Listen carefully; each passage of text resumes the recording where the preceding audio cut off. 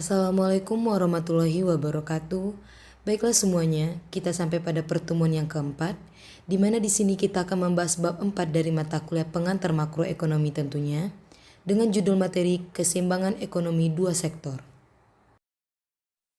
Sebelum saya lanjut pada materi, saya akan memperkenalkan universitas tempat saya menimba ilmu sekaligus berdedikasi terhadapnya, yaitu Universitas Bung Hatta, di mana Universitas Bung Hatta berdiri pada tanggal 20 April 1981 di bawah binaan dari Yayasan Pendidikan Wawasan Nusantara, tetapi saat tahun 1996 berganti nama menjadi Yayasan Pendidikan Bung Hatta dengan 3 lokasi kampus yang berbeda, memiliki 8 fakultas dengan 13 jurusan.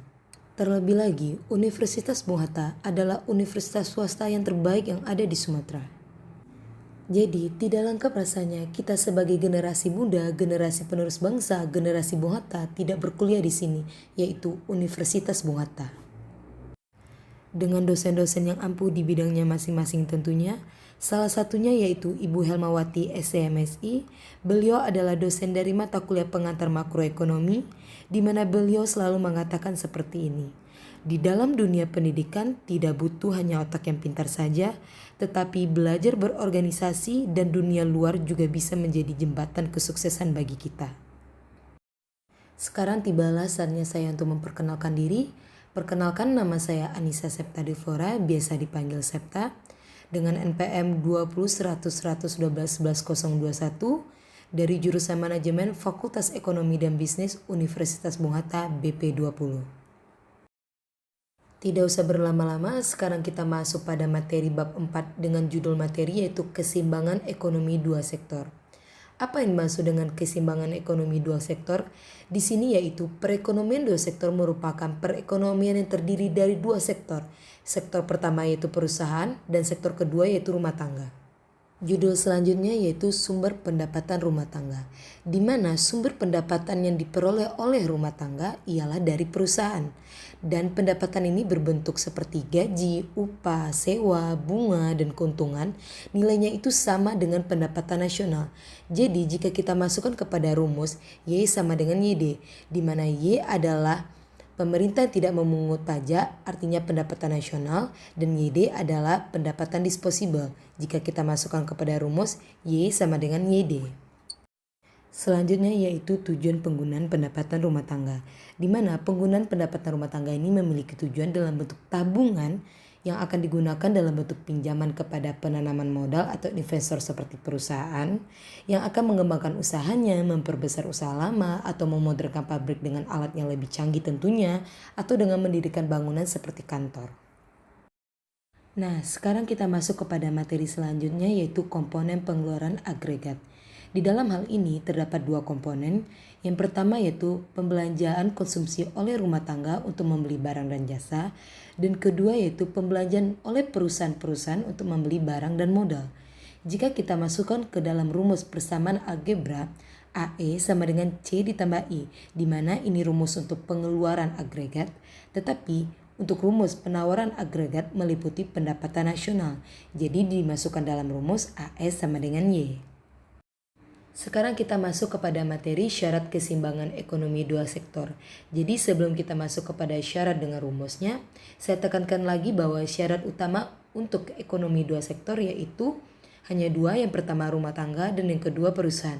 Ini berarti perekonomian tidak adanya kegiatan atau campur tangan pemerintah di dalamnya dan perdagangan luar negeri juga. Jadi sekarang kita masuk kepada rumus.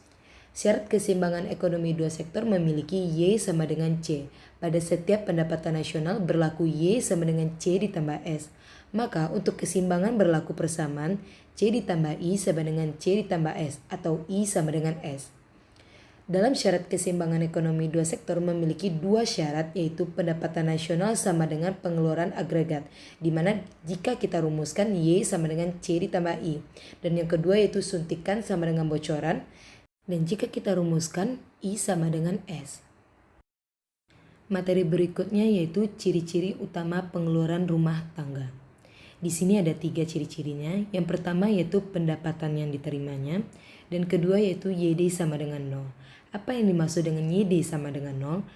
Di sini yaitu pada pendapatan sebesar nol, yaitu apabila rumah tangga tidak bekerja, konsumsi tidak akan dilakukan dan ini dinamakan pengeluaran onotomi, yaitu pengeluaran yang tidak bergantung pada pendapatan nasional. Dan yang ketiga yaitu apabila berlaku pertambahan pendapatan akan berlaku pertambahan konsumsi, tetapi pertambahannya kurang dari pendapatan. Sebagai keterangan saya akan jelaskan bahwa C sama dengan A ditambah BYD, di mana A yaitu pengeluaran onotomi atau pengeluaran pada ketika YD sama dengan 0, dan B yaitu MPC, perbandingan atau rasio di antara pertambahan konsumsi AC dan pertambahan pendapatan disposable atau delta Y, dan YD yaitu pendapatan disposable. Sekarang kita masuk kepada 4 ciri-ciri konsep konsumsi rumah tangga. Di sini teman-teman bisa melihat ada 4 konsep. Yang pertama yaitu MPC atau delta C atau delta D. Dan yang kedua yaitu C per Y. Dan yang ketiga yaitu delta S per delta YD. Dan yang terakhir atau yang keempat yaitu APS. Di sini saya akan menjelaskan rumusnya satu per satu.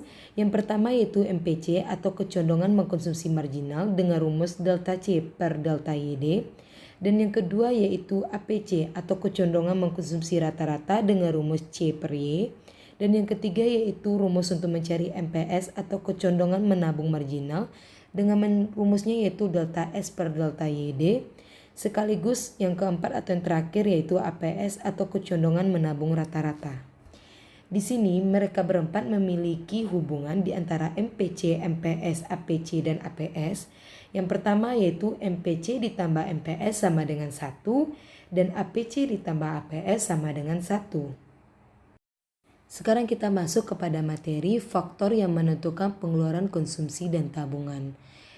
Dalam menentukan pengeluaran konsumsi dan tabungan, kita memiliki beberapa faktor. Dengan faktor-faktor yang utama atau yang penting yaitu suku bunga, sikap berhemat, kekayaan yang dimiliki, distribusi pendapatan, keadaan perekonomian di masa yang kini dan masa yang akan datang, serta jaminan pendapatan di masa pensiun. Sekarang kita sampai kepada materi 3 komponen investasi secara statistik. Sebelum kita mengetahui 3 komponen tersebut, alangkah baiknya kita mengetahui itu apa investasi. Investasi adalah pengeluaran perusahaan untuk membeli barang dan modal.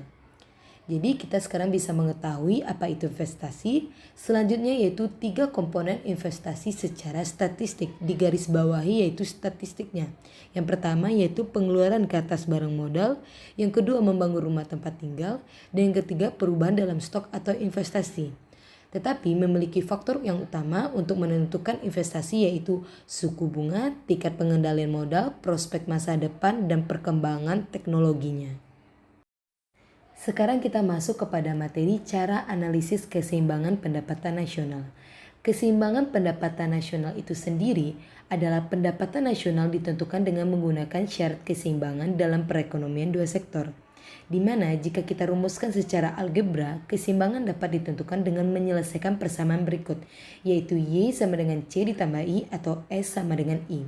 Selain itu, analisis kita dapat dilakukan dengan 3 cara. Yang pertama yaitu cara tabular atau tabel berangka, yang kedua cara grafik, dan ketiga cara algebra.